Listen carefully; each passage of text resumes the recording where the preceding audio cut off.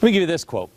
I just wanted something big, very, very, very, very big that would shake the whole country. That's an exact quote. That was the reason given by this guy, the radical Islamist that was arrested yesterday after he tried to detonate a fake 1,000-pound car bomb. Now, when I tell you what that really means, you will be amazed that you haven't heard more about this. To put it into perspective, a 1,000-pound bomb would roughly be the equivalent of the military's Mk-83. Okay, unless you're in the military, you don't even know what that means. A bomb that size could blast through 15 inches of solid metal and still kill people up to half a mile away. The target of the attempted suicide bombing was the Federal Reserve Building in Lower Manhattan. That would have destroyed the gold.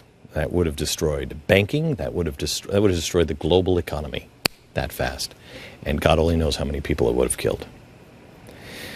The 21-year-old terrorist had been under surveillance since July, after the Bangladeshi national had contacted an undercover FBI informant.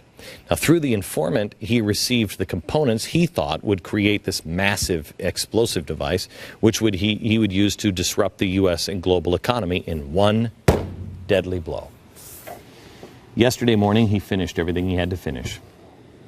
He drove with an undercover agent to a warehouse where he assembled the bomb, and then he recorded himself taking credit for the attack, something that he would be remembered for. Then he parked in front of the Fed, and he tried several times to use a cell phone detonator to trigger the device. The device was fake. He didn't know. There was never any danger of an actual explosion. And that's when somebody knocked on his window and took him down. He was taken into custody without incident. He was surprised.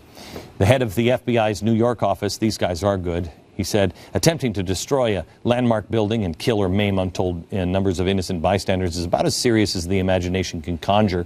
The defendant faces appropriately severe consequences. But ask yourself a couple of questions. First of all, why is this not a huge, huge, huge, huge story? Why? Are you kidding me? We just caught a guy who tried to blow up the Federal Reserve with a 1,000-pound bomb that makes Oklahoma City, look like child's play. What if this kid had managed to contact actual terrorists? I mean, he was here. He was planning for 7 months before contacting the FBI, the informant. He didn't know it was the FBI. And quite honestly, Bangladesh isn't exactly at the top of anybody's terror list. What if he had been successful and blown himself up along with the Fed and nobody got the videotape? Without the months of tracking and recorded conversations that the FBI now has, who would have been the suspect of blowing up the Federal Reserve? Do you think it would have been Muslim extremists? Do you think this administration, for the next 2 weeks, they've been reluctant to even acknowledge the threat that Muslim extremists, they won't even say they exist. They've gone so far as to remove all the references to radical Islam or Muslim extremism from all of our FBI training manuals. How are these guys going to even recognize the guy from Bangladesh?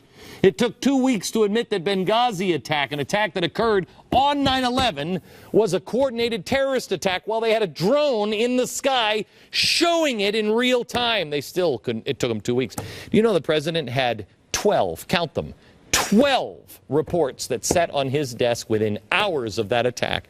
All of them said, this isn't about a movie. This was a coordinated terrorist attack. Why would anyone assume that an attack on the Federal Reserve Building would be perpetrated by radical Islamists that don't even exist when there are plenty of other politically convenient targets? Not some two-bit filmmaker in this case, but the vocal opponents of the Federal Reserve System. Oh no. I think it's far more likely that Ron Paul libertarians would have gotten the blame for this one. The Tea Party would have gotten it, at least initially, at least all the way through the election. After all, they're the ones on the record wanting to abolish the Fed. And you know, their own Claire McCaskill has said there's a report, they're dangerous. Oh, and don't forget, Islam is a religion of peace. If you don't think that could happen, just remember, this is an administration that labeled the Fort Hood terrorist attack as a workplace shooting. Was this a workplace bombing? Come on, America. We have been coasting on cruise control for so long we're falling asleep at the wheel. Many are awake, but we have to wake up more. We can't be afraid to call out our enemies by name. We have to stand up and expose radical extremism wherever we find it, no matter what flavor it happens to be. Nazis or Islamic extremists. We are in real danger. When our leaders embrace or defer to interests of those who want to destroy America, the Muslim Brotherhood. Muslim Brotherhood has called for a jihad on Israel, and yet our president has invited members of the Muslim Brotherhood to the White House. You know, because they're largely a secular organization. I just want to point out to you tonight that the economy, even if Romney gets in, and you have to make this clear with your friends, it is not going to be a quick turnaround. The damage that happened under the Bush administration hasn't even been fixed. We made it worse. It's going to be tough. And there's tough times ahead.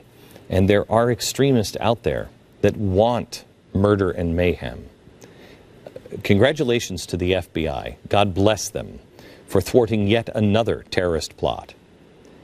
But this is turning into a game of dodgeball. We need to wake up and recognize evil for what it is and lock it out of the gym. Otherwise, we will eventually get the dodgeball to the face and get hit hard again.